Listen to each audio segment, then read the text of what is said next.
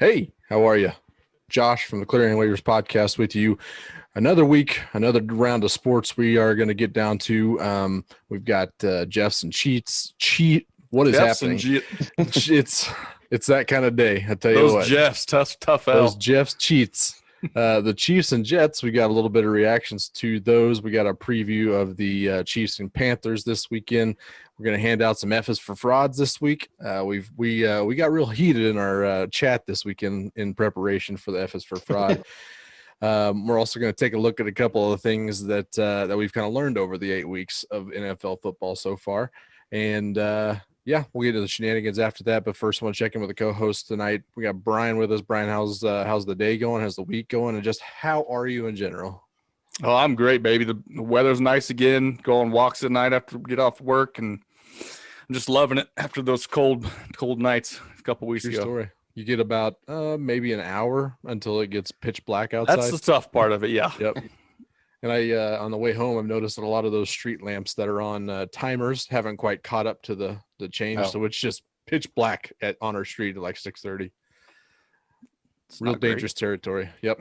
Yeah, I'm sure you got your neighborhood. I'm sure is a real rough streets. We've got some den of illegal activity. We've got coyotes and we've got chipmunks. You never know what's going to get you. It's in the dark, just looming. That's true. I guess, yeah, you're more worried about wildlife coming in and attacking you for food than anything else. Speaking of wildlife, Kitty is also with us tonight. Kitty, how are you in general this fine Tuesday evening? I'm a little bundle of nerves. Election fever's got me wrapped up, so I'm a little wrapped up, a little tight. Was tonight? Little wound tight tonight. Sure. So never heard of it. This is a very great distraction for me to talk sports and shenanigans for the next hour plus, just to get my mind off the election. Yep. Who knows? By the time we're done recording, maybe there'll be a winner, and then you could just drown your sorrows after that. or I can celebrate the victory. Either way, Never know. It's you speak of distraction, but maybe this episode finds you in need of a distraction. So we're happy to provide that. Let's get into clearing the waivers. We're clearing the waivers. Let's start with those Jeffs and Cheats. The Chiefs beat the Jets this weekend, Sunday at 35-9. The starters were actually pulled in the fourth quarter again, second week in a row, which is always good to see. Big days from Holmes and Kelsey and Tyreek Hill. Also, hello, McCole Hardman. 7 receptions for 96 yards and a tutty. That little shuttle pass is real handy dandy to McCole when it opens up. Granted, it was the Jets, so I mean, take that for what it is. That play in particular looked like it was almost just a pitiful tackling attempt by the Jets in that case. But the big narrative going into the game was Le'Veon Bell, his potential revenge game on the Jets. Didn't really quite turn out, as the Jets seemed to sell out a little bit more to stopping the run. Bold strategy. It didn't work out for them. It seems like the Chiefs have been mostly played this week with kind of a more packed in, loaded box up front to or I guess they were protecting deep this last week, and they were kind of loading up the box. But this week, the Jets decided to take that a little bit differently. But Brian, I guess what stood out to you in this game? That was number one for me. Thank you, Greg Williams, defensive coordinator for the Jets, for being the stubborn asshole that you are, because we've seen for weeks what the game plan is to slow down this Chiefs offense. And he's a stubborn asshole. So he's still going to run his blitzing defense. He's still going to let guys get behind his defense. And so it was a fresh breath of fresh air to see the offense finally open up again, get to see Mahomes use that arm down the field. Mm-hmm. He missed a couple of deep throws too. I mean, it could have been even bigger day for him. 5 tutties, and he got pulled early. I mean, my God, It was glorious to watch. And I want to just thank Greg Williams, first of all. What it reminded me, it took me back to the Mike Anderson days of Mizzou basketball, when we would play an actual team that could pass. And if we played a team that could pass, our defense pressure was worthless. They would just torch through the press, hit a layup, and we'd run the same defense the entire game and let them go layup after layup, because that's who we are, Josh. We don't change. We run who we run. Yep, we play our game. I'm glad Greg Williams is a stubborn asshole like Mike Anderson. I did not think there would be a Mike Anderson Mizzou analogy tonight. This comp is a very interesting comp. You did mention Mahomes, and that might have been the big takeaway from me. It seemed like he might not be the 2018 or plus Patrick Mahomes. At least his numbers aren't, like kind of what we talked to Craig Stout earlier in the season was potentially going to be what Clyde Edwards-Helaire was going to bring to the offense and is just going to put Mahomes over the top. Not necessarily what we've seen, but like you said, it seems like, in my opinion, it seems like he is actually taking a step forward and just taking what defenses give him. And at this point, it's just kind of short, intermediate, underneath routes, trying not to get beat deep. That's fine. He can play that game too. It's totally okay with me. Man, he's thrown balls this year that could have been picked, but he's only got one pick on his record this year, and that's to 20 huge. touchdowns. Yeah, to 20 touchdowns.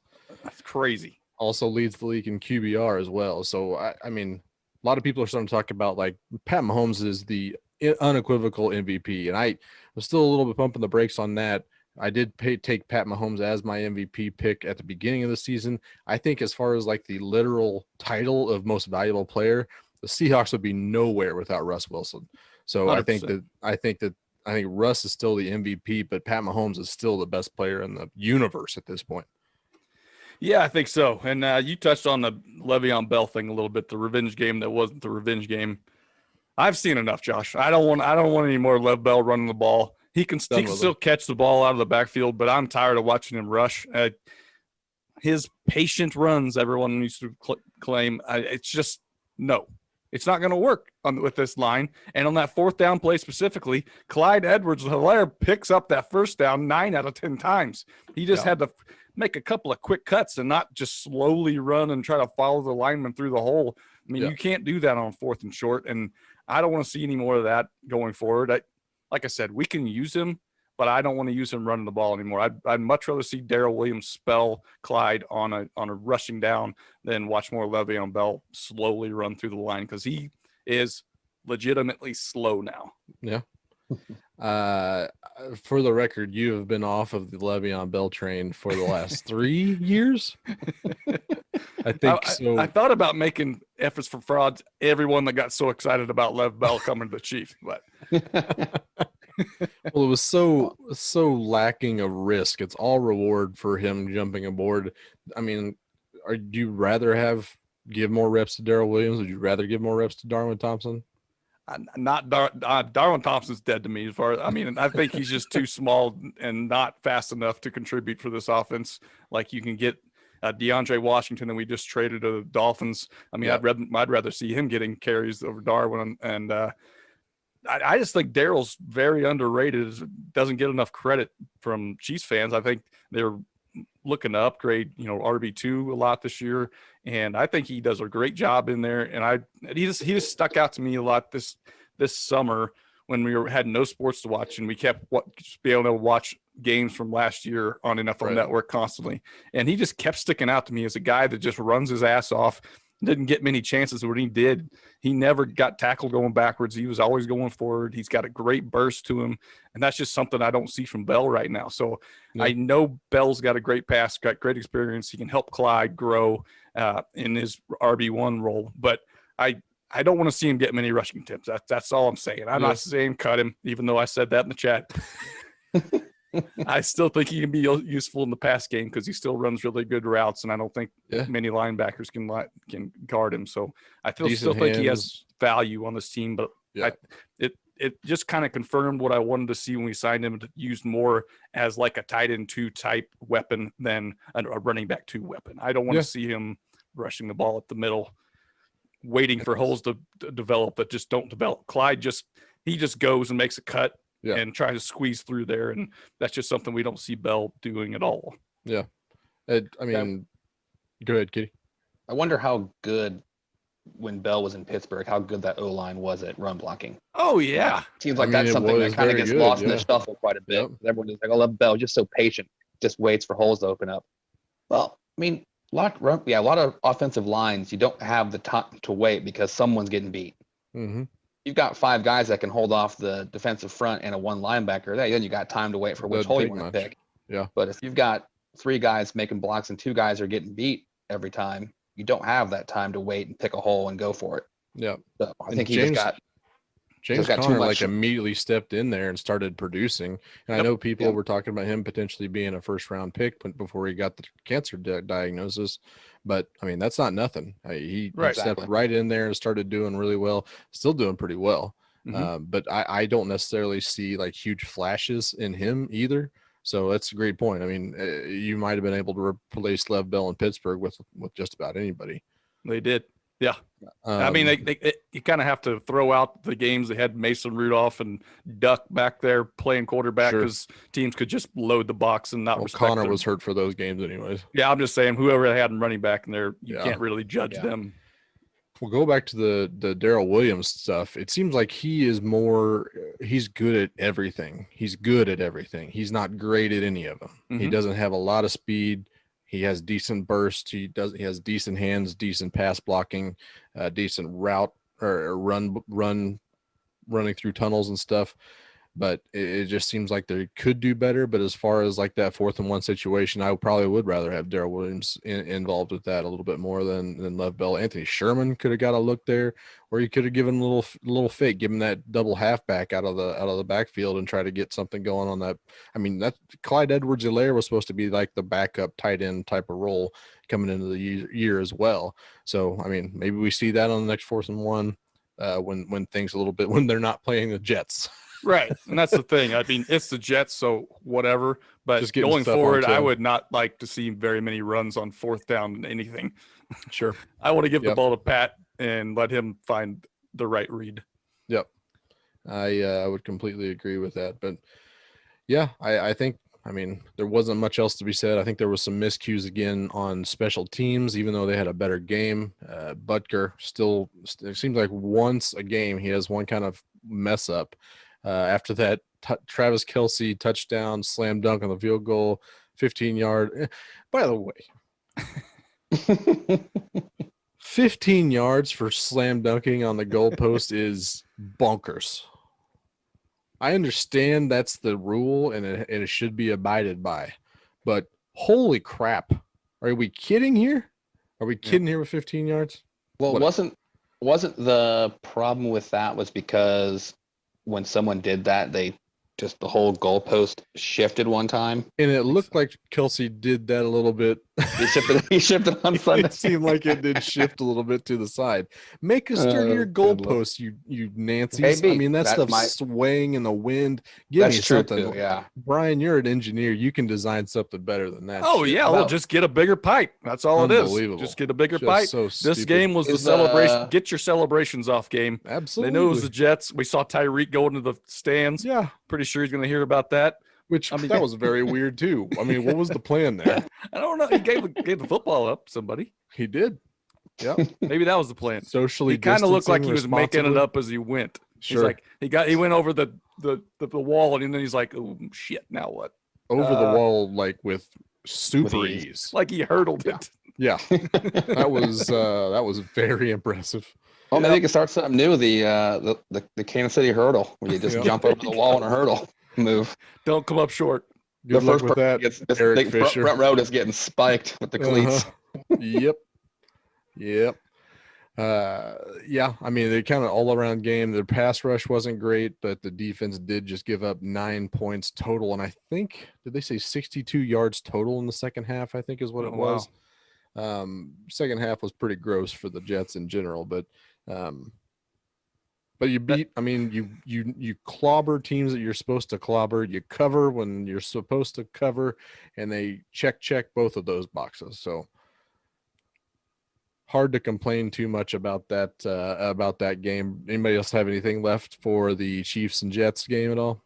Even those games, to me, when you play it, like the class of teams is so much different that even when the team doesn't play well in a game like that as the better team, it's even hard to take anything away on those games either. Right. Just because they care, motivation wasn't there. So those games, it's just, those are the good ones.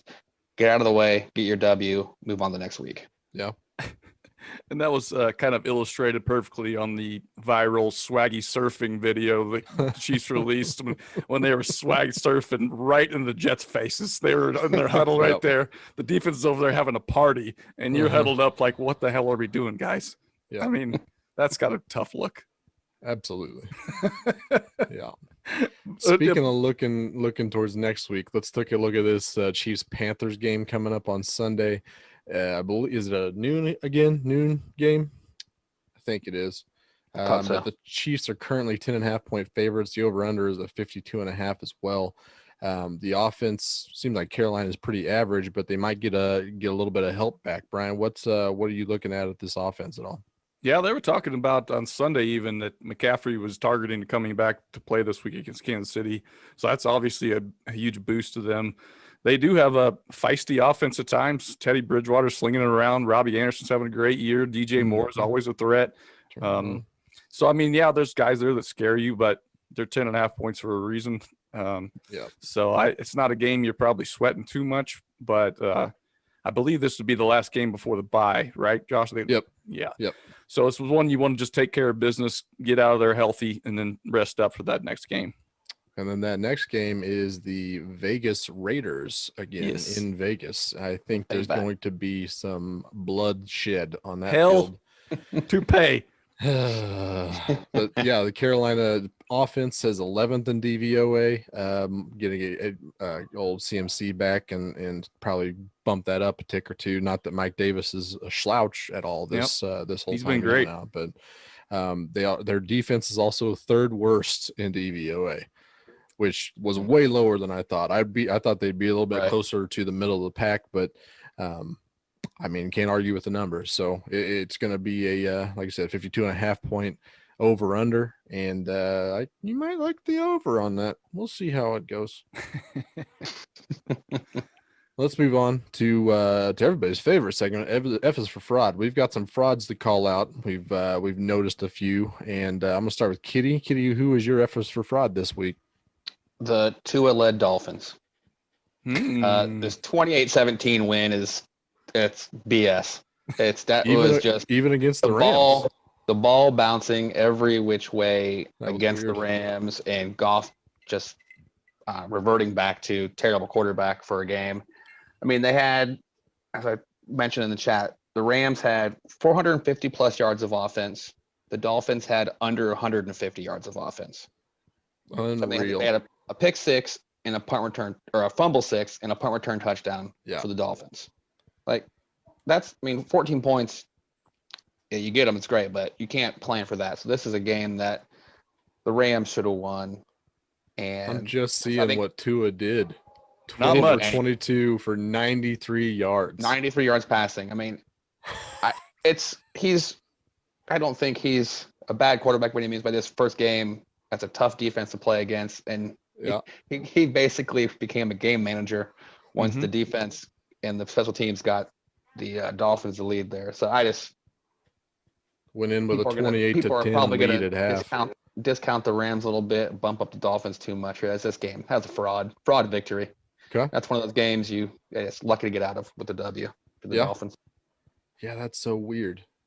It's just 300 yards of offense difference, and you lost by double digits.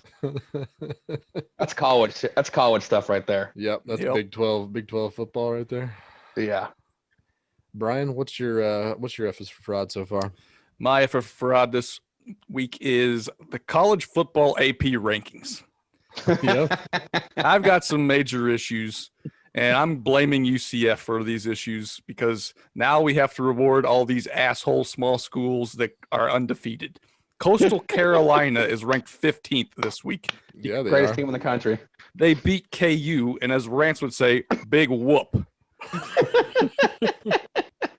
I looked at the Sagarin ratings because that's based off efficiencies and stuff like that to look at the numbers. And they're the number 50 team in the country right now in Sagarin ratings.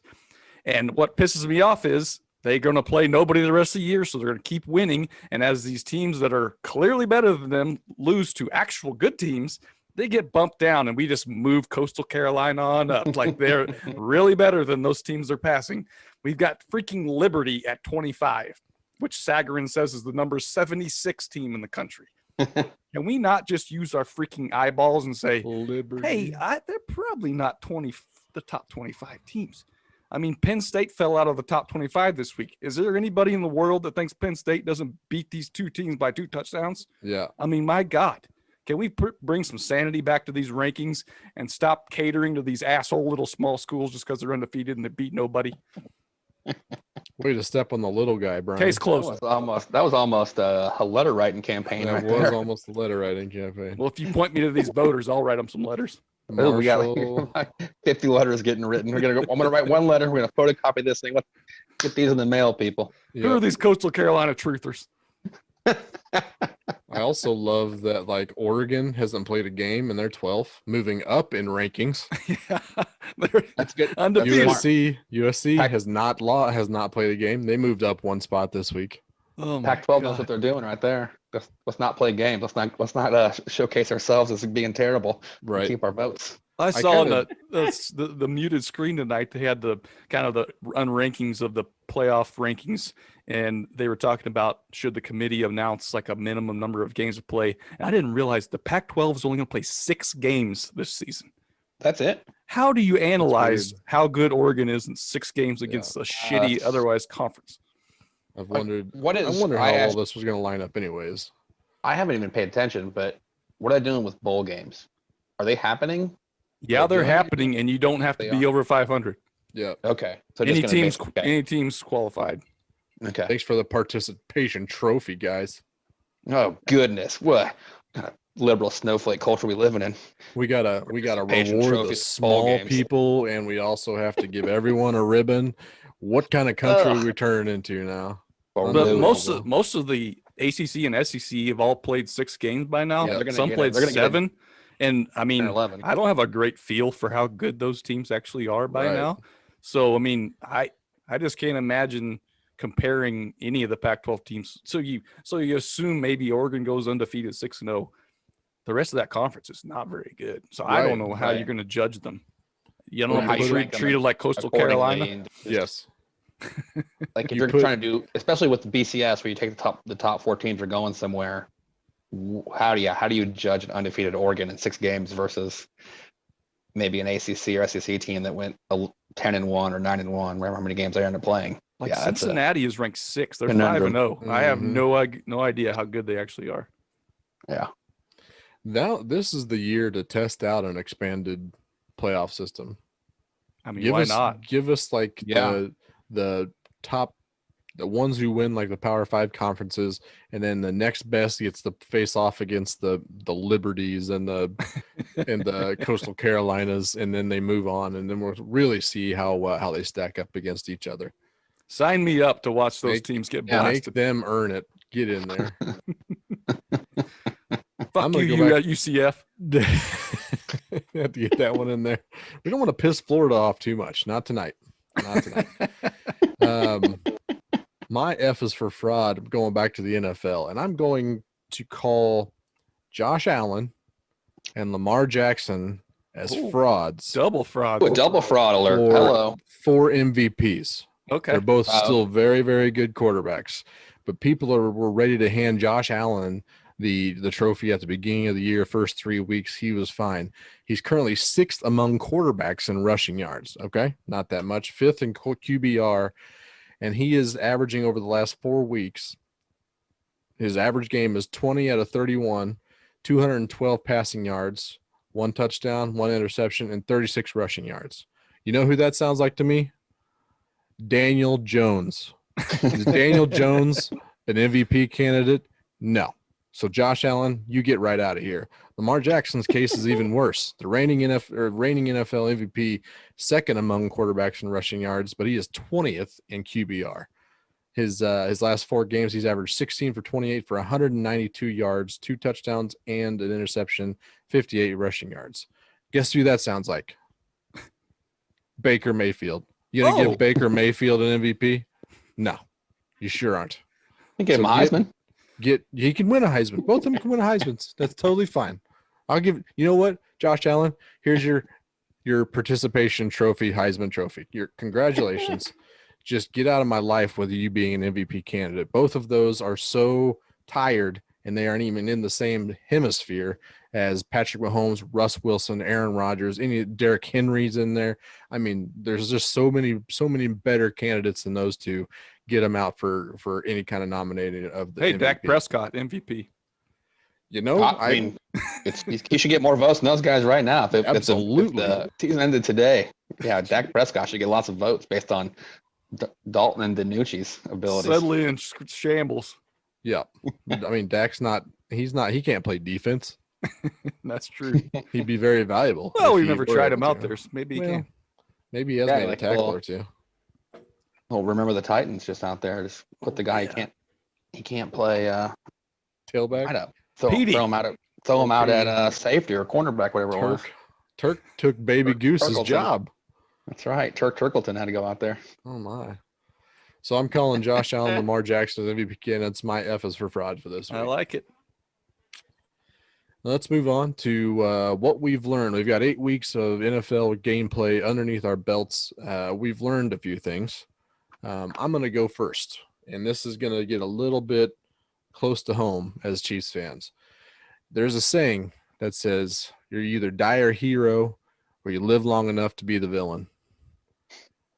Last year's Super Bowl teams were the Kansas City Chiefs and the San Francisco 49ers, and they are headed in very different directions. Chiefs, obviously 7-1, starting out with one of the toughest schedules that you could come across this season. It seems like everybody hates them. Everybody hates us. Everybody hates the Chiefs themselves. Everybody hates Patrick Mahomes. He's washed. Everybody hates Andy Reid all of a sudden. Whoa, what? I mean, have you not seen these narratives? The Chiefs get Washed? all the calls. Chiefs are getting all the calls, man. And Pat Mahomes is a system quarterback. You don't see that? If he doesn't have those weapons and Andy Reid at the helm, he's not nothing. I So miss you got that Kansas City narrative going, but then you turn around and look at the Bay Area San Francisco 49ers, 4-4, losing George Kittle for another 8 weeks. Sure seems like they're selling because they've made a couple trades already. Jimmy G's an absolute mess. Don't know what to do with him outside of probably giving up and sending him out. And the next 4 games that they have coming up is against Green Bay, at New Orleans, at the Rams, and then at Buffalo. That's a tough 4-game stretch, and that conference in that division is going to be very, very tough. So I hope all the 49er fans out there, I hope you enjoyed your almost Super Bowl. You almost got it. You were so close, and I hope you enjoy it because it's going to be a long, long time before you get back there. Ouch. Damn, That's what I've learned. scorched earth. No kidding. If I've also learned anything is that whenever I'm that I have that much conviction towards anything, I'm really quickly proven wrong. So So, our 49ers just take Green Bay to the woodshed this week on Thursday night. they're absolutely going to kick the shit Best out of bet. Green Bay this week. There's your best bet. Yep. Let's go to Brian. What have you learned in 8 weeks of NFL action? Mine's a little bit playing off that, but what I've learned is the NFC West and not the NFC South is the most competitive division in football. And you pointed out the Niners struggles, and they're going to struggle more now that they've blown it up and guys have gotten hurt for weeks. Mhm. But they were the worst team in the division, and DVOA still had them as 12th overall in the NFL. They're the only division as well that every team in the division has a positive point differential this year. The worst team is the Niners at plus 35. Yep. So, I mean, that's pretty impressive that division has everybody in positive point differential. We kind of talked about last week how the division was good top to bottom, and they were going to give each other hell and probably beat each other up, and no one was going to come out of there with 12 or 13 wins, but they're going to be some really good teams come out of there. So that's the biggest thing that stuck out to me is the NFC the West kind of came out of nowhere. I think people had a lot of questions about Seattle coming in, what Russ had as a supporting cast around him, what the defense was going to do with Jamal Adams back there. I think the Rams made a big time statement coming back after their down year last year. They've looked really well at times this year, even though they kind of shit the bed against Miami this week, as we talked about. But they've looked really good at times, so I think they're going to be a problem. Arizona's going to give you fits every week just because that offense is going to keep you in every game. So shout out to the NFC West. NFC South kind of dropped the ball. Josh's Falcons just sucking it up this year. Listen, if they didn't just miraculously lose 3 games, They'd be 5-3, and right in the thick of it, there in the NFC South. Yeah, I mean, hold out hope, Josh. They We'll still see. have 8 games left. Let's do it. they seem to have a gift for blowing games, so I don't know how many of those they're going to pull out. I don't believe It's almost I was like the they only have one Lance Lynn is coaching 2 teams or something. Poor Lance Lynn. Lance. Was I Not the only- Lance Lynn. No, Kitty was with me on the Atlanta Love. He had I him was. winning the NFC South outright. I did. I just had him as a wild card team. They should be 5-3. They should be 5-3. This also. I'm with you, Josh. Okay. What's the opposite of F is for fraud? I don't know. That's what the Falcons are. Yeah, exactly. It's the new segment called "Are you shitting me?" How did this happen to this team? Yeah. Kitty, what have you learned through 8 weeks of NFL action? Anthony Lynn's what we're talking about. Anthony Lynn, not Lance. don't wanna Lynn, say. Yeah. Sorry, I Lance said Lynn. Lance Lynn. Sorry, Lance Lynn. I didn't mean to drag you. Oh my. I meant You yeah, I don't meant Lance Parsons coach.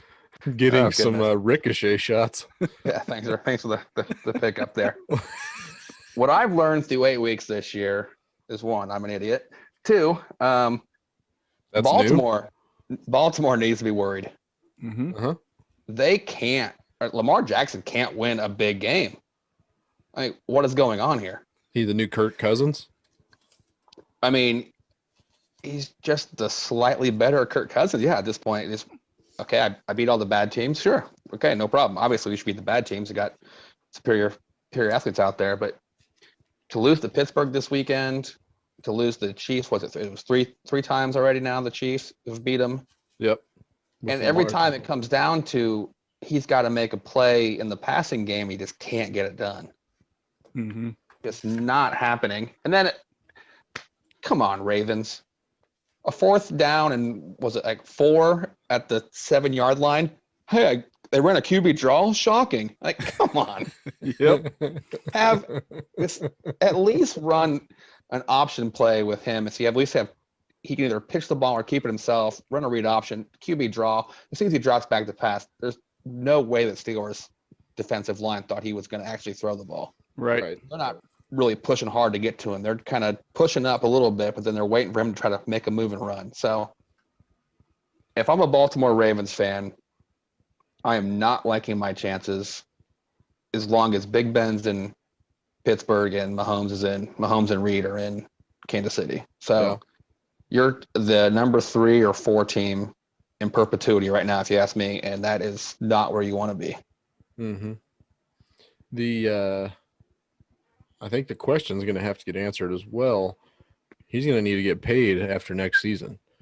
So at this point, are you where would you be if you're a Ravens fan? I mean, you have to, right? You have to. You have to. I think this is going to be a franchise tag BS situation happening again. Speaking of Kirk Cousins, That's right. That's the Dak Prescott, the Kirk Cousins, just franchise tag him, see what happens. Hope maybe catch lightning in a bottle for that 1 year he's still there. But guys, that's nerve wracking. I mean, I wouldn't want to pay him $40 million a year if I was a Ravens fan. yeah, it's hard to say that about a former NFL MVP who is 23 years old. Yeah, but again, once his legs go, he's done. Mm-hmm. From what it looks like, he's not an accurate thrower. I mean, he's got to change his game quite a bit to become that $40 million player once he can't run down your throat for 8 yards a pop. Did they do away with the 5th-year option for first-round picks? I don't know. I've only seen You can four sign a contract. You can sign a 5-year deal as a first-round pick. I'm pretty sure it's not an option. It's just you can sign a 5-year deal. Okay. Well, it looks like he only has a 4-year contract with the Ravens ending after next season. So, yeah, they'll at least have 2-3 more seasons to figure out what they have in him. I mean, even at that point, he'll be 26 by the time he's gone through the franchise tag and then the transition tag or whatever it's called. So, I mean, I'd hope you get a pretty good idea of what he can bring to the table after 7 seasons. But at the same time, yeah, I don't know if I would feel great. It's hard to say because from the outside looking in, we're unbiased. I just call him a fraud. But I wouldn't want to pay him any money from the outside looking in, but as a Ravens fan, it would be hard not to want that. So Right, it'll be and you very may interesting to see. you may see them if they do kind of double down on their offensive style of just running the ball like 90% of the time and Yeah. just play actioning to, because it seemed like those games where he was like last year when he had big games through the air, it was because they got zero cover, cover zero in the back end, and Hollywood Brown would just run by somebody, Yep. and he just have a wide open guy, so you just throw it in a 5-yard diameter circle and he can get to it. So Go get it. yeah. So I think you may see them go back to last year's approach a little more than this year. It seems like they're throwing it a little more than they were last year. Yeah. We'll have to see how that goes. I like that though. That F's for Fraud. Good round for F's for Fraud. Good round for things that we've learned through 8 weeks. Let's get into the shenanigans here. We haven't had a DFA in a couple weeks, so we're gonna get into that. And here we go. Yeah, it's time to play DFA. That's such a good drop. Makes me That's a good one. Makes me pee a little bit every time and I even know it's coming, so it gets me every time. DFA for this week. Brian's got a question loaded up for me and Kitty. Brian, I'll give it to you. Kitty, you're gonna go first, and then me as far as guessing goes. So, all right, I've made it easy on you guys once again. I expect you to get this with Appreciate very feew options used, but we're gonna see how close attention you've been paying to the fantasy football season this year. Oh God.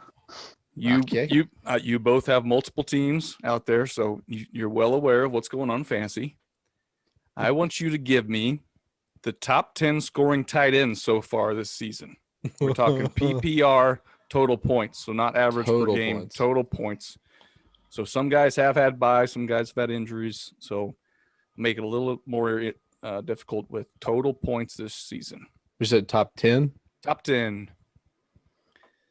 Some of these All are right. pretty obvious. So Kitty leads us off. I'll go with number 1 tight end in the league, Darren Waller. Ooh, shots fired. He is number 2, actually, scoring But this year. Josh, boy. Unbelievable how you just said that.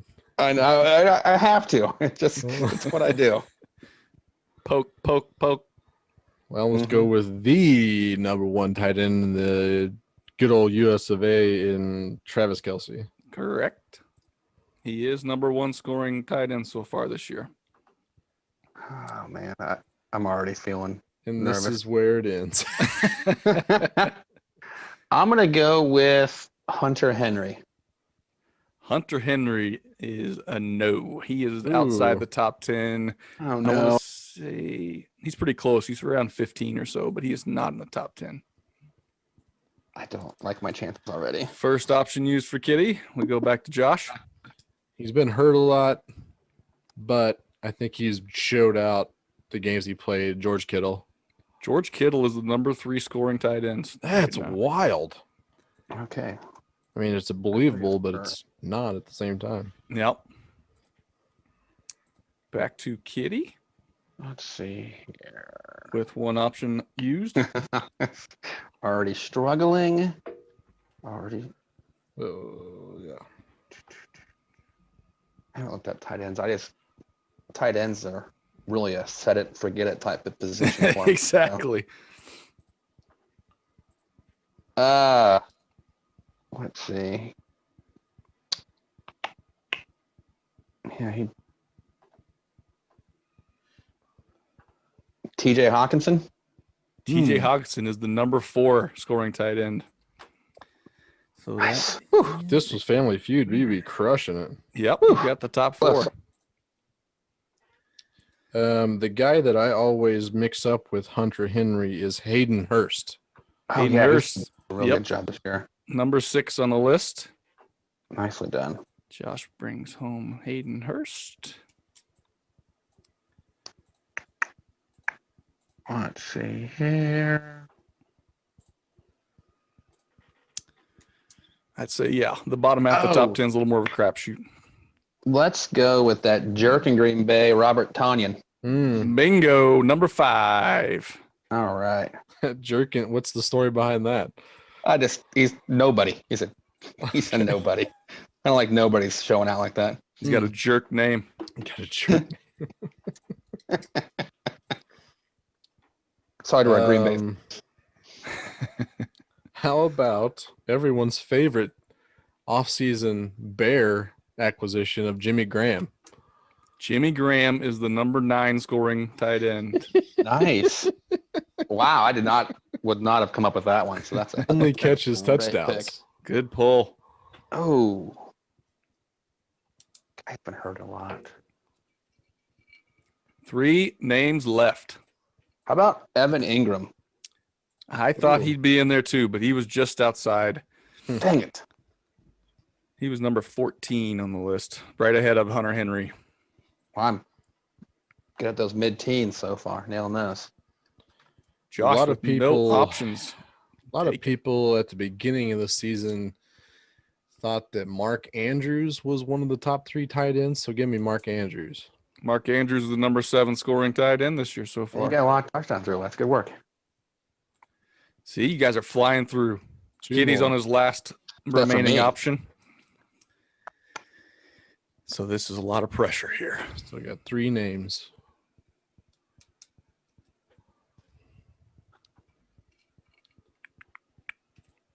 Let's go. I don't like it, but Ebron. Ebron's just outside as well. I had one of those names as well. Dang it. Blew it. Kitty's out. Comes down to Josh saving this week. So I know both of these guys have had some pretty good weeks here recently, but I'll start with Gronk. Shockingly, Gronk is the number 10 scoring tight end. Wow. Nice one.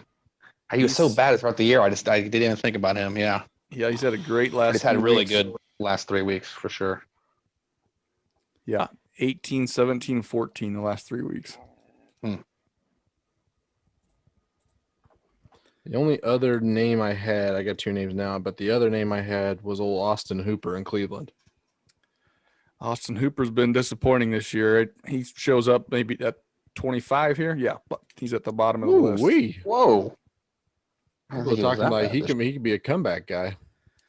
Yeah, I mean, I know they're excited about him, but I don't know what his deal is.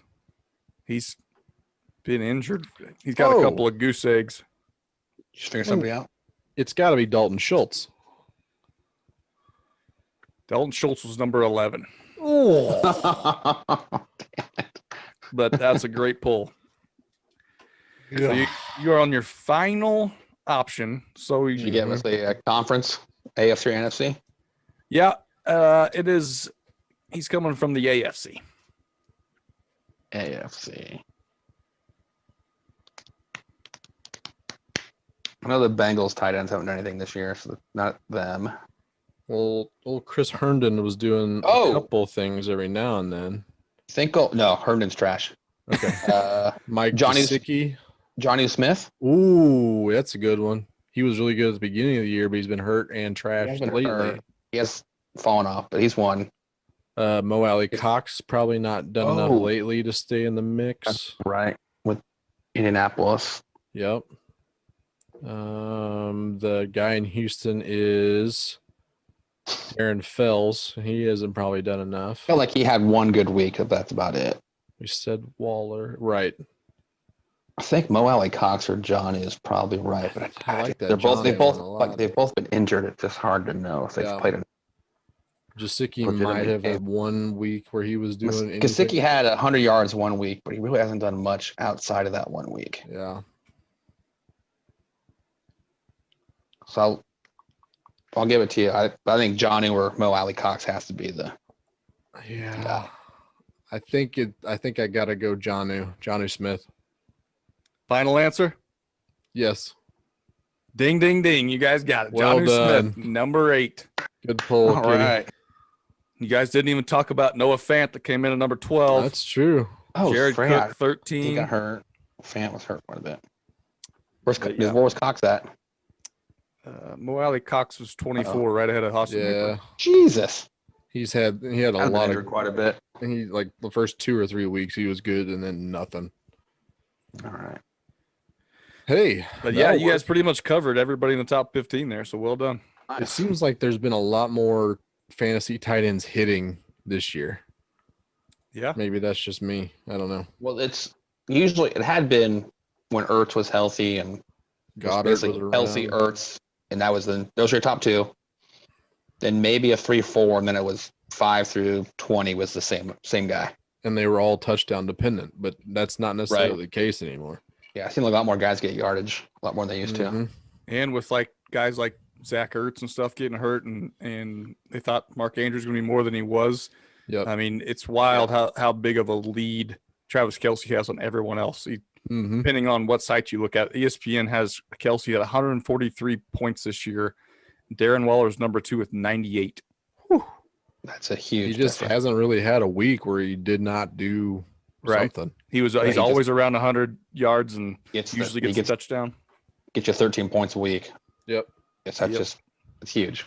Usually doesn't boom, but he never busts. Right. Well, Yeah, that was well done. I You like got that Dalvin question. Cook on you. Right. That was a lot of fun, Dalvin. Appreciate that. I did get Dalvin cooked in another one, but they don't care. Cooked. Waiver watch waiting game. Waiver watch waiting game. You heard it. The waiver watch waiting game had a really strong Halloween version last week that I really, really enjoyed, even though, yeah, Brian and I talking, like neither one of us, we didn't really watch that many scary movies or shows. So we thought we were at a disadvantage, and Brian had one of the better rounds we've ever had in this game. It was huge. So well done. Yep. Because they were all terrible movies you guys They were. selected, so it was easy to pick a low number. Well, then when I did go super low, it was Leprechaun in the Hood was at 35 or whatever. Like, I what is mean, going on? Not nearly as bad as it should be. It made no sense to me. Nope.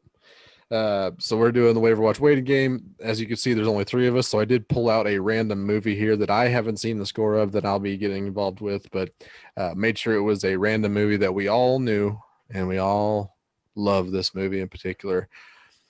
I got Hobbs and Shaw. Oh, yeah. Fast and Furious presents Hobbs and Shaw.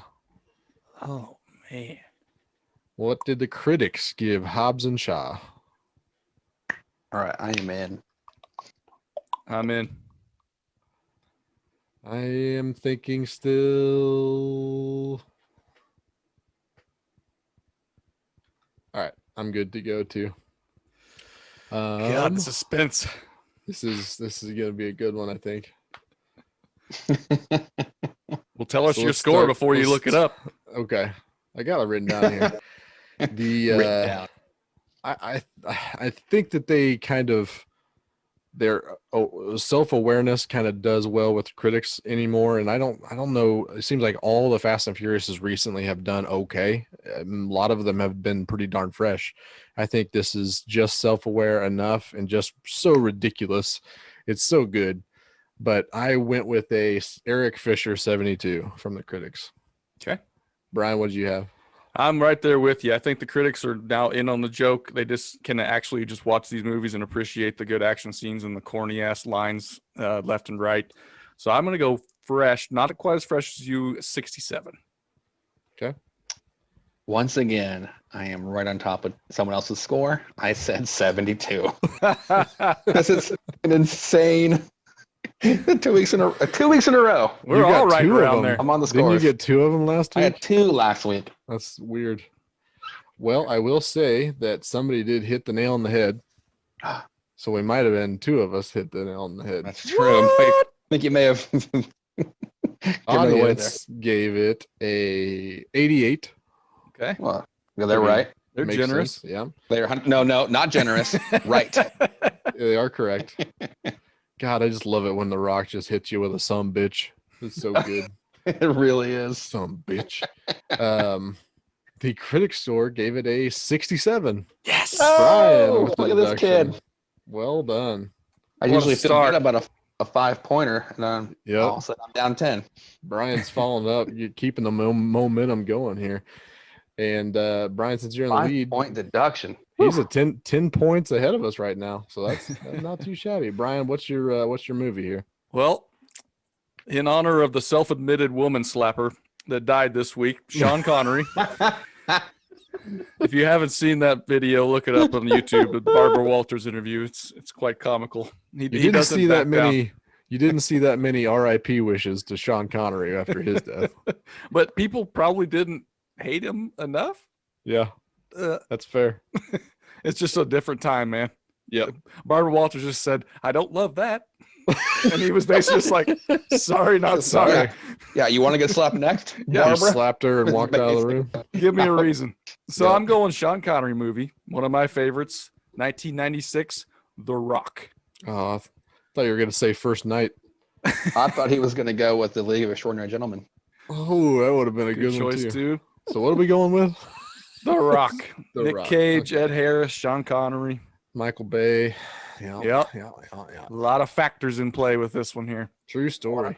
And apparently a great story from the set where Michael Bay tried to give Sean Connery some acting direction, and Sean Connery told him, "Why don't you go blow up a bridge?" What? What a weird Saw slap in that. the face. I saw it on Twitter this week. It's like, oh, that could... Blow up a bridge. Yeah, I'm not taking acting instruction from you, Michael Bay. That's all you do, Michael Bay, is blow things up. So shut up. All right, I'm in. Mm-hmm. All right, let's go with Kitty first. I'm not happy with my pick here. Mm-hmm. I had it just over fresh, and I went 62%. Feel like they're not gonna love it. I think it's good, but it's in that range of critics could hate it, and I feel like it could easily be a 35 or a 75. So, Yep. a little scared about my pick. That's kind of Yep. what I thought when I looked it up too. I was right there with you though, Kitty. So we're gonna go down together here. No. I feel like this is one of the last movies that he got under his belt before the critics turned on Michael Bay, and for that matter, Nicolas Cage. Even though he had some solid movies after that, but I went with a very nice 69. Yeah, that's nice. Okay, you guys are right there together once again. But far away from the critics. Yeah, exactly. This has actually got a very similar ratio to Josh's movie. Mm. So Uh-oh. this came in with 85% from the audience. All right. Critics, 66. Oh, so close. Oh, We got some low man. scores this Crap. week, boys. Yep. Total of a That's, 9 to -5 so far. 9, my 9, -5. God. Woo. I got 8 points. Yep. Oh, that's right. You're off of me. That's right. Sorry. Yep. How dare Goodness you. gracious. This is fun. I like this. This is a battle. This is a battle. Don't blow I think it's mine to go with. Yeah. And So, the podcast circuit had a guest that came on, was pimping a book of stories, an autobiography, if you will. Hey. Matthew McConaughey has a new book out.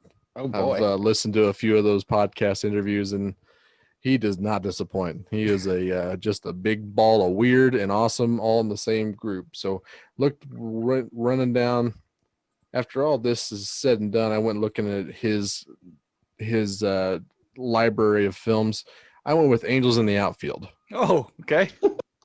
Good Lord. one near and dear to our hearts. I guarantee you it's not. I think I just shocked the world by calling that the movie of Matthew McConaughey. But I'd say that's right.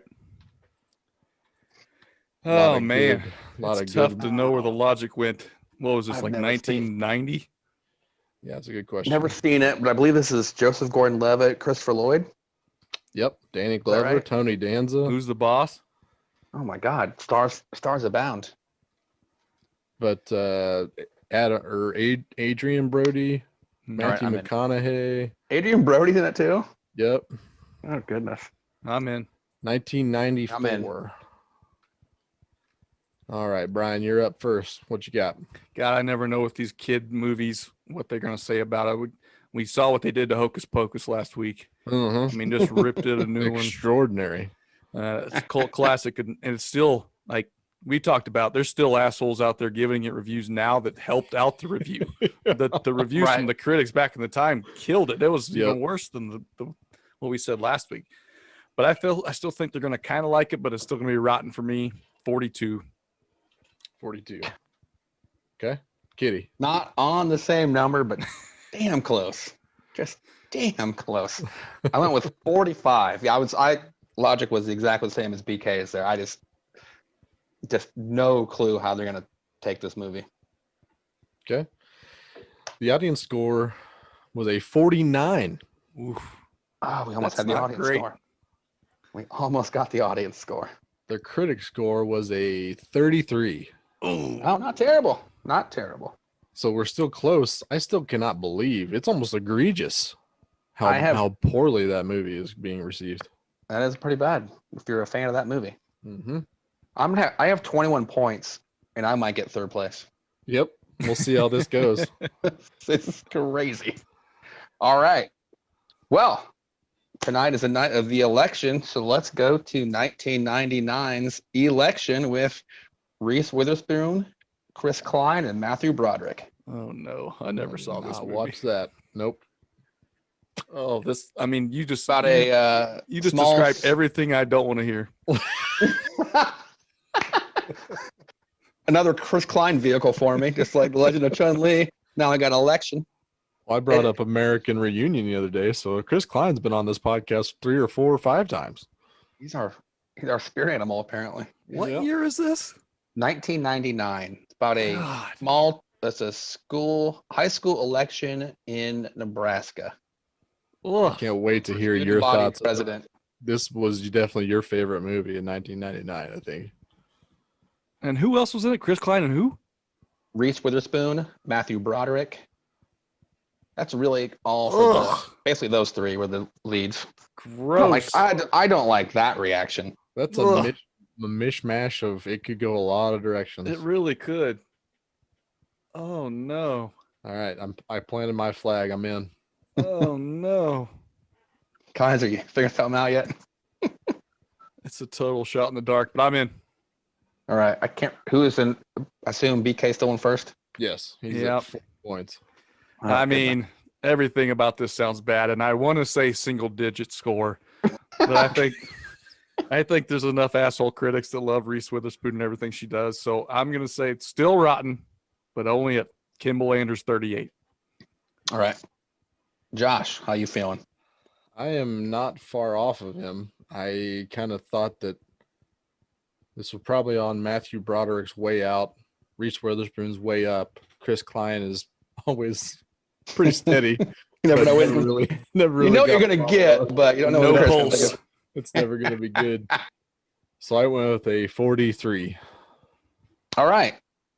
Audience score 79. Oh no. Oh no. I'm not gonna lie to you guys. I like to congratulate myself on my first place finish tonight. Oh, my Critics God. with a 92. You gotta be Whoa. shitting me. Wow. Phenomenal movie. Phenomenal. Phenomenal. Apparently. Phenomenal. It is so good. Oh, It is so good. Election. there's no way it's good. 100% recommend. That is an amazing movie. Small town Nebraska election. High school president election. It's so good. It is so funny. Oh my. Well, I really screwed the pooch. Oh, that's hilarious. Just looking at anything What a I can turn. get. Treatment of this touchy material is impressive, neither gratuitous nor mincing. I mean, not only did I blow it, I mean, I got third. Yep. Shit. Wow. I barely edged you out on that. Yep. Even with the deduction. Well, that's one way to end it. Kitty with the big win this week. He'll get to go first in the waiver wire. Oh, And so- it- oh my And god. my hate for elections continues. Yeah, now you'll never watch it. So last week we had some Halloween treats that we drafted. Really enjoyed that myself personally. A lot of good Halloween candy takes in there. This week Brian gave us this idea. We're going to draft our favorite as seen on TV products, and that could be your favorite because they are the best, or just because they are the most ridiculous, or because they just seem absolutely worth the money. Whatever you want there. So like I said, it'll be old Kitty, then me, and then Brian in the order there. Kitty, what is your number one pick? Well, like I told you guys earlier, I went down a rabbit hole of seeing on TV, YouTube videos. Oh yeah. The best 10, the worst 10, just great stuff all around. So if you're bored someday, just go check on as seen on TV on YouTube. You'll have a And there's some great hours of fun there. bloopers too. Great. yeah, that too. Look up the QVC bloopers. Yeah, I'm not gonna go. I'm not picking the ladder, even though I think that's a great choice. The ladder. Now it's locked. That's Now it's locked locked. now. Now it's locked. See how it popped into place? That means it's locked. But this is now that I'm cooking at home a lot more. As an apartment dweller, I'm not allowed an actual grill, so I'm taking the George Foreman grill. It's a good one. I mean, it's a great infomercial because you got George Foreman selling it, Mm-hmm. and it's just a great product. It Oh, yeah. works. I mean, Yeah. a lot of these products, they'll work for 20 days, and then all of a sudden, whatever the elasticity that was in them that made them worthwhile just sucks. Yep. This is just a nice, smooth grill. Got your grease trays to put underneath it. Oh, it's just it's phenomenal. Mm-hmm. Love myself with George Foreman. I use it so much now that I have to cook at home a lot more with not going out to lunch every day from work while I'm at work.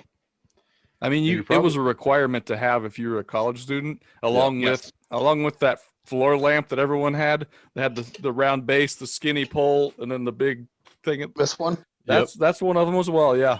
close, yeah. Yep. Exactly. Kitty hasn't bought a lamp since 1997. Yeah, there's the old lamp if you got There a it video. is. That Yep. came back from Manhattan with him 100%. Yep. That is a good one. Plus, Kitty, if you're using it so much, you're probably losing a lot of weight because it just drains all the grease, and you're probably, it's not in your body now. Think of all the oxidants that Oh. you're missing out on. It's amazing. It's great. That is a good one. Cooks chicken. 5-6 minutes. I got chicken breast ready to go. And you got grill marks on them. That's right. I got the grill marks. It's like I ordered Burger King. Uh-huh. So nice. And when they figured out how to put the removable things so you could throw it in the dishwasher. Oh, I yeah. mean, what Oh, else? that was do a you game need? changer. I'm still on have to wipe it down between Oh. uses. I don't have the removable. That's a huge step up. God, you're Well, it's- poor. Those are kind of like Or lazy, one of the two. those are kind of like those cast iron pans that you don't wash them. You just leave it on there, get a little character. Every true. new time you grill, it just adds a layer of character on there. That's one way to look at it. Yeah. There's no way it sets off the smoke alarm every time you use it. My number one is going to be a little bit out of the box here, but every time when I was a kid, I would always wake up randomly like 3 a.m. and we always had the TV on. For some reason, the TV on at 3 a.m. was always on the Home Shopping Network, and for some reason at that time, they were always selling swords. I love swords. Love them. I think that my part of my love for swords came from those 3 a.m. Home Shopping Network swords. It was just two dudes that somehow just kept making the next sword that much cooler than the one before it. It was just, they were always just so cheap, great buys, super sharp, had great detail on the handle, and then the blade was just so smooth and straight and so good. It was just, those two dudes had some very, very, very solid talent of making me want to buy a sword at 3 o'clock in the morning. Hopefully the blades had some etching on them as well. Oh yeah, Not just the handle. Okay, good. the Yeah, you gotta etch- craftsmanship of this blade. Yeah, exactly. Off the charts. The Yeah. blade craftsmanship is everything. 5 easy payments of $70, and this sword will be yours. How many times did you save up your allowance for one of those swords on QVC, Josh? I never got one of those. My Okay. my wheelhouse was always eBay. Always Okay. crushed eBay. But the shopping network would direct you to eBay. Yes. Yeah. Right. I mean- the model, whatever you want. Yeah, the sword you wanted. You couldn't wake mom and dad up, in the middle of the night Uh-uh. when it's on TV to call that number. But you can save up your allowance and get that money order from the grocery store so you can buy that sword. Damn right. This just popped in my head.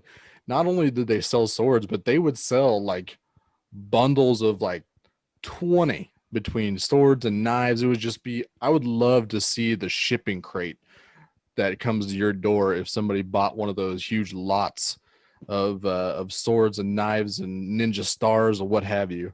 It's like every TV show where they where they steal the wooden crate and they open it up and it's full of guns. This one's just full of swords. Yep.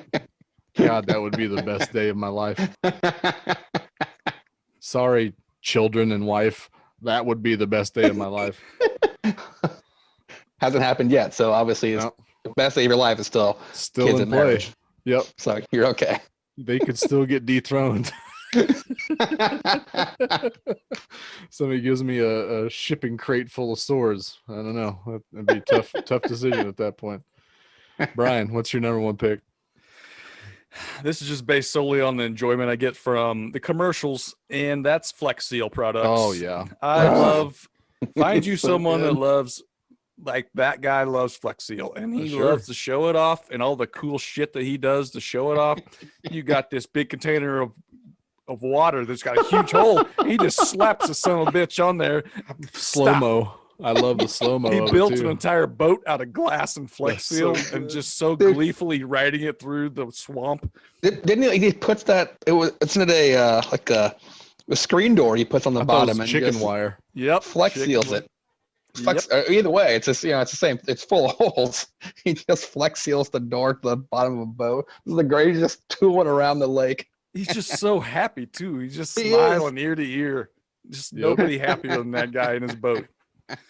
So I've never actually purchased the Flex Seal. I don't know if it's worth a shit as a product, but I get enjoyment out of that commercial every time, and Oh, every iteration of the commercials.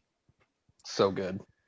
He's up on the roof and pouring rain. He just slaps a fucking tile on the leak in the roof. Problem solved, everyone. You don't have to Mhm. worry about that roof anymore. Yep. All right. So pick number 2, I'm also going just solely because of the commercial, and that was the Glorious Thigh Master. Oh, yes. Put What? Suzanne Summer on the map. What was better as a young boy than commercials of hot women in tights playing with this Squeezing the toy? legs. I have no idea if that thing made a difference or not, but it got my attention every single time that was on Yep. the TV. Great marketing campaign by the Thigh Master. I feel like that is a product that would work Yep. because there is some. I mean, it's not going to work to a huge end, but it will work to some end because there is some resistance to that Mm-hmm. Thigh Master Sure. itself. So it's not a worthless product like some that are on. Like I think Flex Seal. I have a sneaking suspicion Flex Seal's terrible. No way.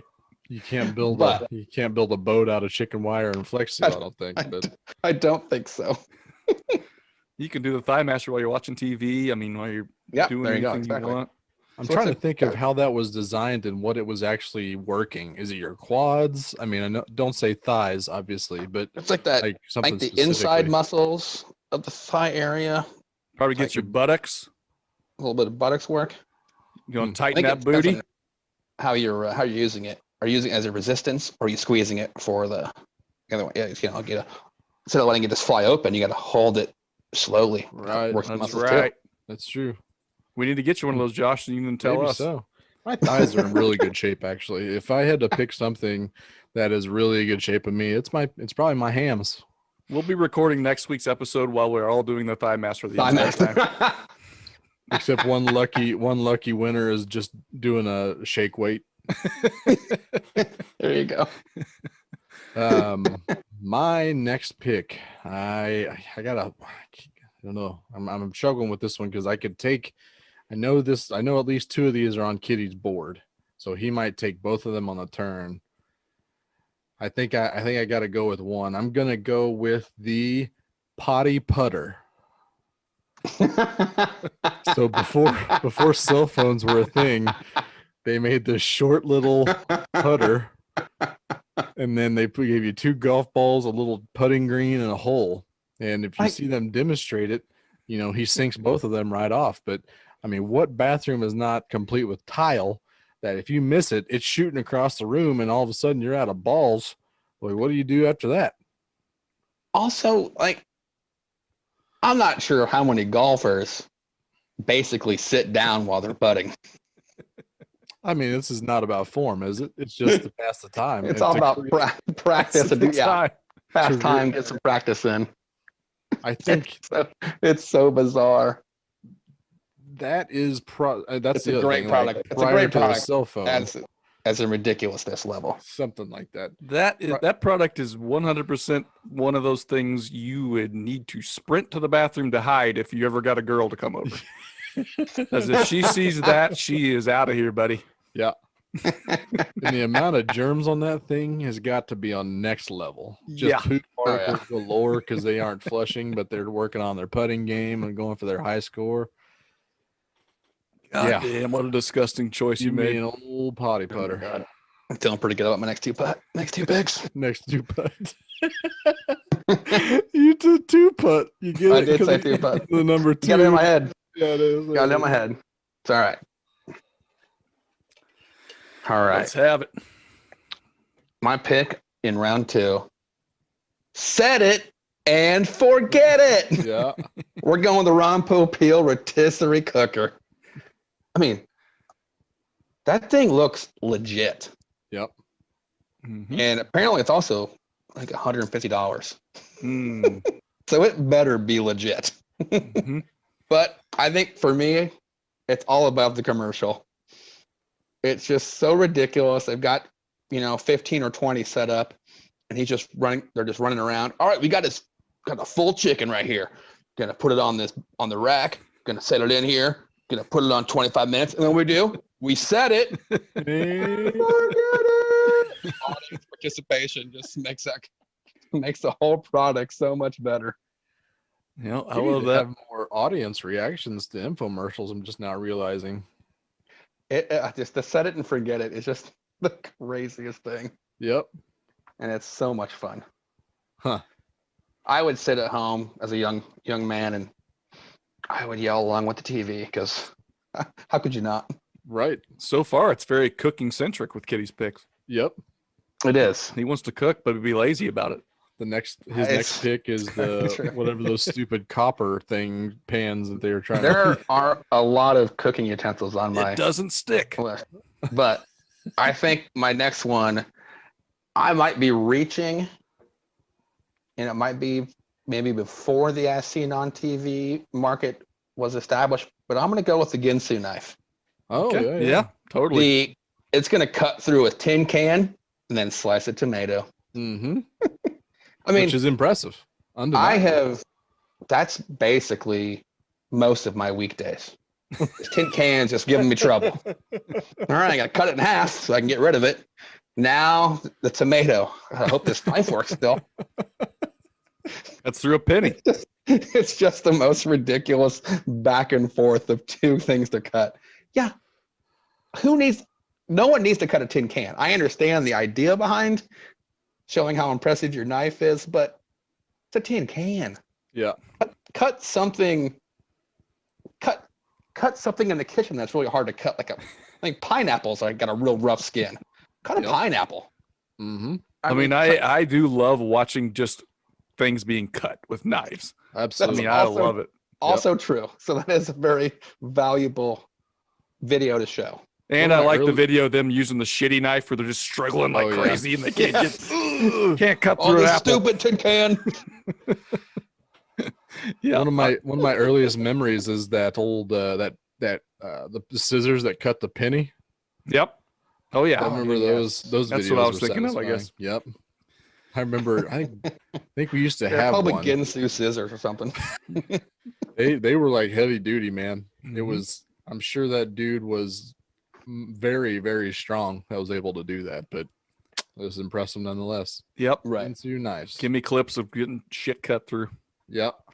Not too shabby. My next pick is I'm gonna go with it's called the backup. You guys know Oh, what the that- backup is? Not I familiar don't with that. recall that. It's basically a gun rack that you can put on the side of your bed. What? So you can You're slip, lying. after your truck's full of guns, the backup rack goes the on the backup bed. is there to protect you while you sleep. So you You are basically making have this up. there's two hooks and then 2 slides that you slide in between your box springs and your mattress, and you can put your shotgun right there next to you while you sleep. Oh no my no God. lock, no nothing. But if you're like me, you're not using a gun in that backup. You bet your ass there's going to be a sword ready for your ass if you break into my room as soon as I get my backup set up. The backup rack. I'm looking at it on Google now. This thing's ridiculous. It's like it sticks out like 3 to 6 inches too. So Yeah. you always have to climb over it every time you get in or out of their bed. You may cut the shit out of your leg, or Oh, yeah. maybe accidentally shoot the gun off. Oh, but you're putting that sword in its sheath, right? No, that's too much. If you got, I mean, maybe that bad 'cause guy you- might be right up yeah. on you. That's true. You know, Yep. time to It's got to be ready to unsheath go. said sword. Here's one for it's a single. It's for a pistol, and then one next to it for a flashlight. Ooh, The just in rack case 'em you need to bed get buddy. all But tactical. what kind of flashlight? The tack light? It The better be a tack tack light. Better be a tack light. You get the fuck out of here if it's not a tack light. You best believe that's on my big board too. Uh-huh. I Gonna got a run tack over them light. sons of bitches. They're so You got some fun. picks coming up. What do you got? Yep. 2 picks. I'm gonna go with the clapper. I Ooh, thought the yeah. clapper was revolutionary. It was gonna change the world. Everyone was gonna have a clapper in every room because it just made too much sense. You walk in the room, you just want to, and something comes on. And I thought God, that if was your the light would have gone off shit right then, ever. it would have been the greatest thing ever. Yes. If you could have You're somehow. like, oh, that's why Brian wanted to do this. But I mean, I just thought it was the coolest shit ever as a kid. It Mhm. never really caught on. Nobody ever uses them anymore. But I mean, isn't it a cool concept that you can just turn something Oh. on with clapping? It's fantastic. And Thank- the ricochet shots you get from people clapping, then they turn shit off in a Oh, room that yeah. they didn't mean to. Yep. That's the question: is how many rooms can you have it in, where you clap in one room, yet Yep. the other rooms also activate where you don't want them to activate. And maybe therein lies the problem. You can only have one clapper per household for one room only. God help you if you get those clapping lights like alternating, because you can't turn one off without the other one Yeah, coming back on, and then exactly. it's just God help you. I'm going to guess that it was also a problem watching TV because there was probably noises that triggered it. Oh yeah. Could So be. there were probably problems with this plan, but when I was a kid, I thought this was fail safe and it was I going to agree. change the world. 100. I agree 100%. I was in the same boat. Like, this thing's awesome. Mom, Dad, where's the clapper? Why aren't Yep. we having now the equivalent is to having an Alexa or something like that in your home, to where you can't have anything, any TV commercial, anything is like, tell hey Alexa, turn on the NFL scores. Yeah. And then sure as Great. shit they activate. Yeah. And they know what they're doing, those assholes. Oh, 100%. It's like putting Yeah. a doorbell in your commercial. Yeah. It's gonna get your attention no matter what's It's going going to on. make the dog go crazy. And the dog's gonna be crazy. Yep.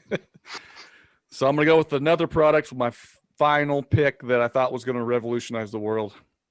Because every time I watch Jack LaLanne talk about his power juicer, it got me jacked up. I mean, that guy was like 98 years old, and he spent half the infomercial bragging about how in shape he was and how many Yep.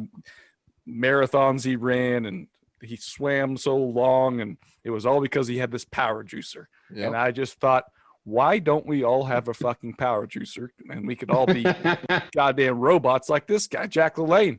He looks like he's the most in shape person in the world. He's in great shape. Hell, I don't even know if he's dead to this day. He may be 160 years old and still alive. He may be Yeah, I swimming remember- in an English Channel somewhere. Yep. He got so big they started. Jim Carrey made fun of him on In Living Color. Nice. They had a Jim Carrey did a character of him on it. It's great. I mean, Jack Just LaLanne this had big energy. big old eyebrows. But yeah, he just break into 20 push-ups for fun. Yeah. It was quite annoying. He was kind of had a little Rex Hudler to him, but He definitely had some Rex in him. Man, he was jacked. Look at this old dude. he loved Yeah. to show off, man. We're in his 70s or 80s whenever that stuff was going on. Yeah. You he want to was- talk about a vanity shape. project? That juicer just let him just brag to the world how in shape he was and how much he could still perform even though he was 98. The pictures of him in color makes it look like some of those generic action figures. It's You have that just blue random jumpsuit? strong man that's just like in a super tight, just Yeah. one solid color jumpsuit. Mm-hmm. Very interesting. And similar to the knife cutting through things, I just loved watching them just shove vegetables in there. Oh yeah. Whole vegetables at a time, all in. It Yep. separates the pulp and just has juice left over. And I just thought this is the coolest fucking thing I've ever seen. It's like, who puts carrots in juicers? Jack LaLanne does. Apparently everybody. That was so ripped. Yep. Those carrots. I want to be like Jack. We on the God, me? what a draft for me. I'm My back Up to to you, me. Josh. That's pretty solid. Well, fellas, I've got the so far. I've got my potty putter. I've got just a crate full of swords coming my way. I've got the backup.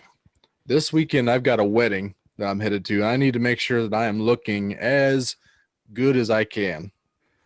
That's where the booty pop comes in. Basically, this is just you slide a couple of plastic butt cheeks down the back of your pants, and all of a sudden you got the finest ass of them all. Go check out the booty pop. Booty pop. Oh my. Good We luck got to it you, for Josh. Men and women's. So it Right, you don't just wanna get too pushes, big, your, but- pushes your tush up. It's like a wonder bra for your butt. Okay. Just makes you fill out your pants a little better. Sure. If you got that white man flat ass disease. Fiver butt. Exactly. You got to get that booty pop going with you. Apparently What a this is pick. from 2012, but boy, it does wonders on my butt. So It's I good thought in you there, were Josh. getting Josh. Spanx. I'm glad you already have that ready to go. I got my Spanx, I got my booty pop. I'm ready to get in to the wedding party. I've got my last pick. I've got something next to me right now. I've got what we like to call the Citrus Express.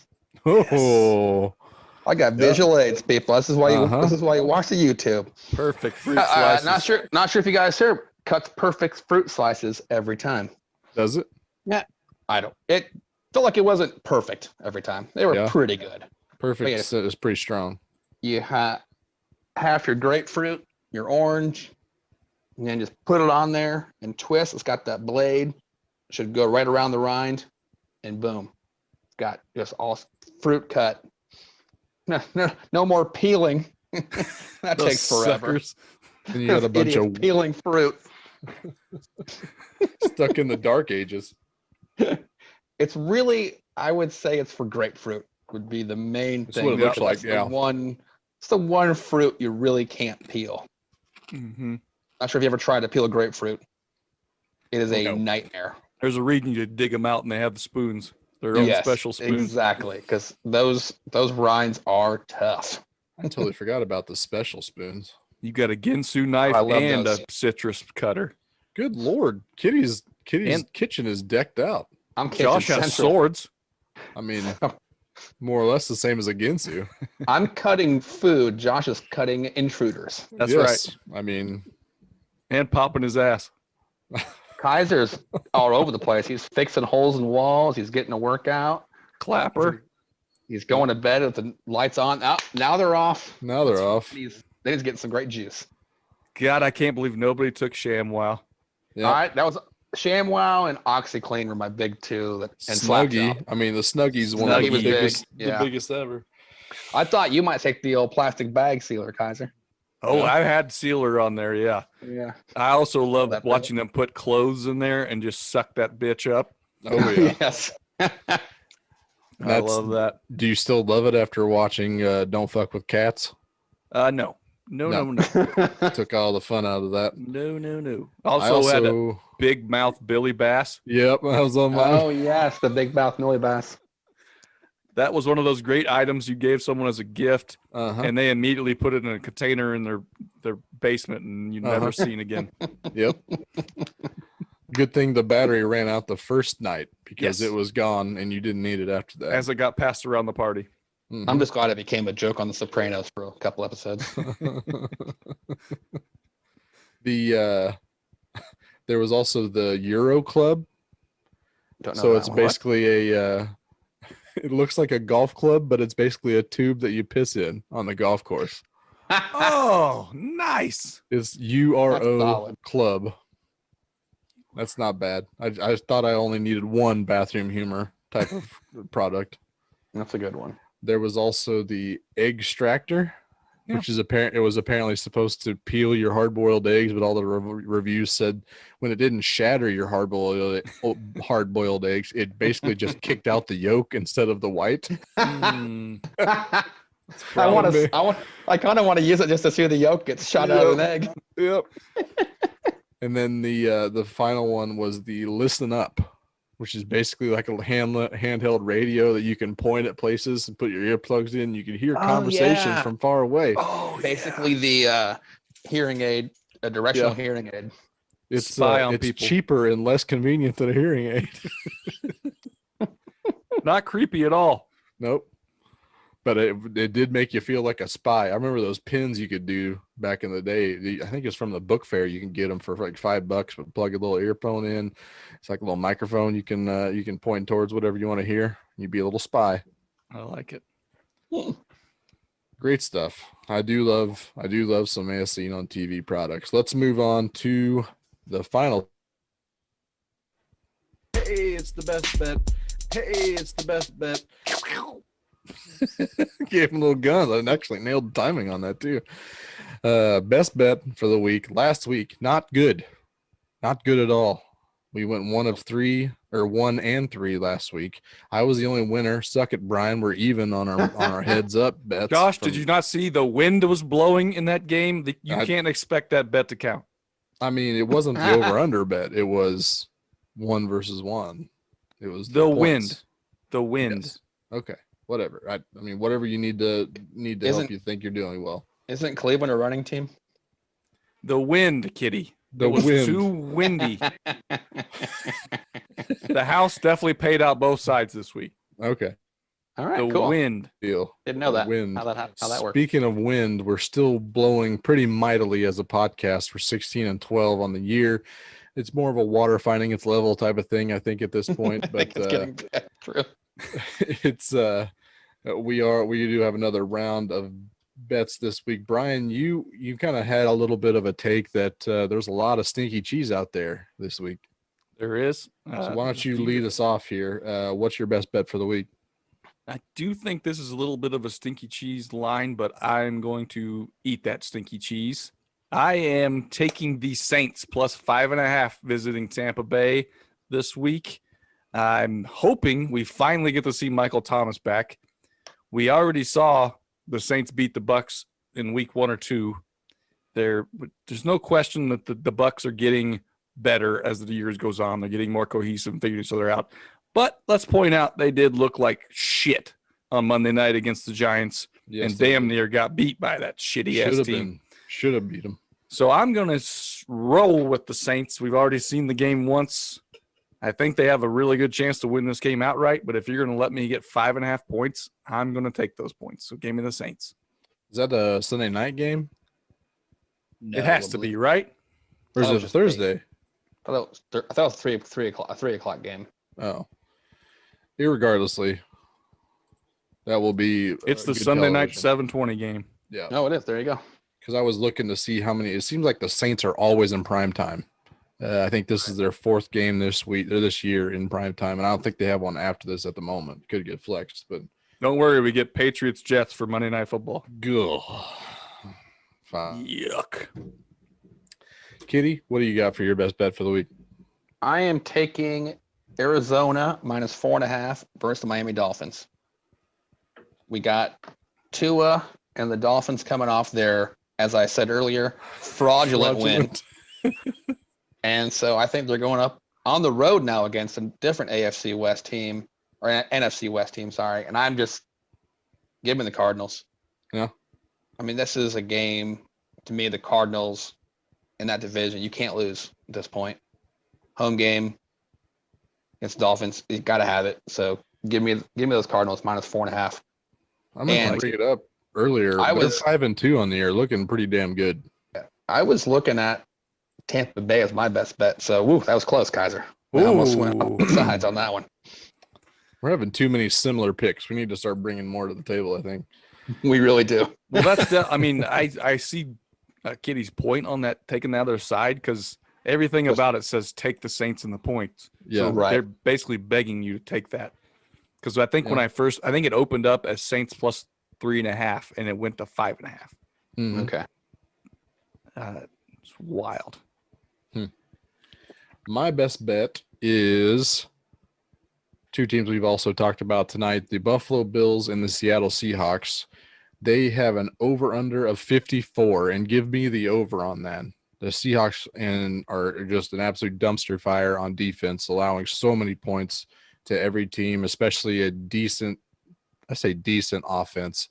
Buffalo can definitely put up some points, especially if they kick it in a gear, get back to what they were doing at the beginning of the year, and be less of what they have been the last 4 weeks, which is frauds. But I do like the over in the Seattle and Buffalo game. What Very a nice. random pick. I like it. More random, the better, Brian, Let's because go. it's the best. You're loving those totals. I've only done it once prior to this, and I got it wrong. So I need to. Water's gonna find us level, Okay. and I'm gonna pull a W this week. Double or nothing on this week. Nothing like it. to it. Nothing to it. Well, that's going to do it for us, the Clearing Waivers podcast this week. We do appreciate you joining us for the week. Kitty's already gone. He's out. He's not here. He's not here for this shit. But we do want to thank you guys for joining us here. We want to shout out to the Heartland Pod. They've been doing some great stuff. They had their last episode was breaking down, doing their electoral college predictions. Very good episode, good entertainment there. Shout out to the Hollow Winds for providing the music here. But I guess for Brian and Kitty and the Missing Ranch, the Missing Rants, we will see you guys next week. Ta-ta for now.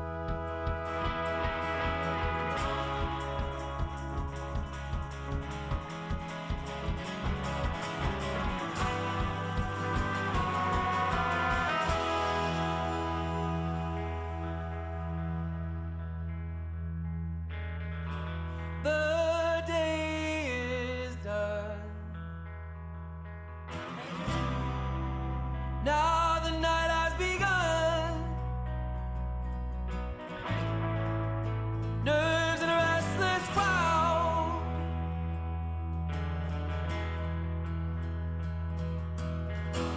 The burning sun. Now nowhere to be found. Deep underground.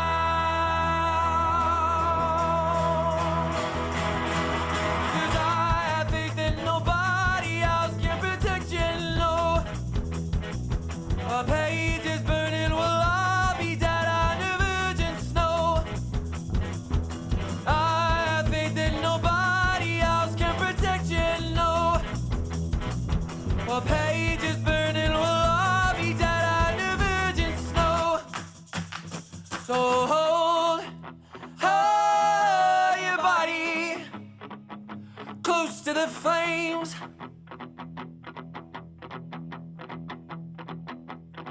Don't go so haughty, walking away.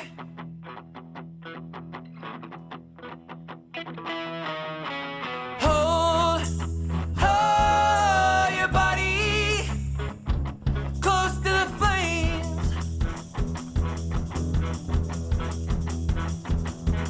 Don't go so haughty,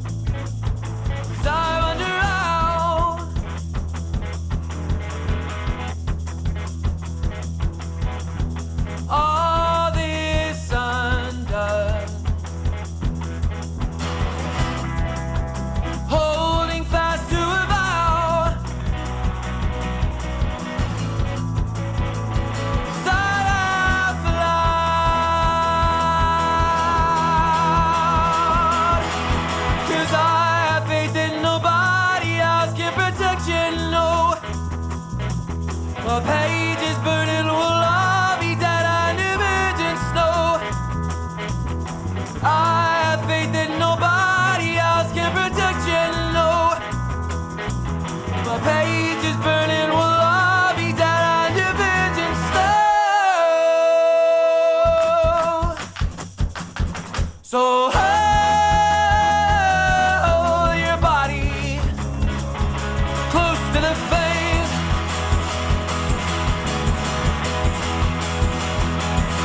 Don't go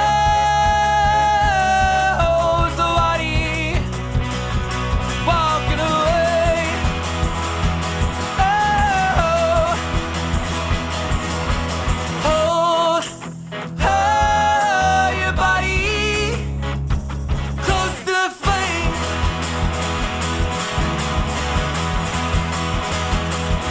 Don't go somebody walking away. Oh.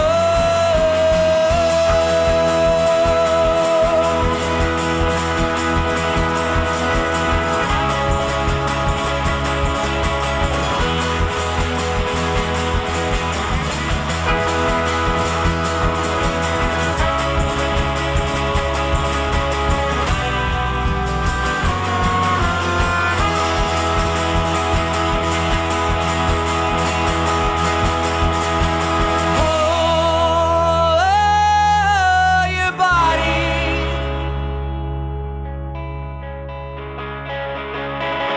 close to the flame.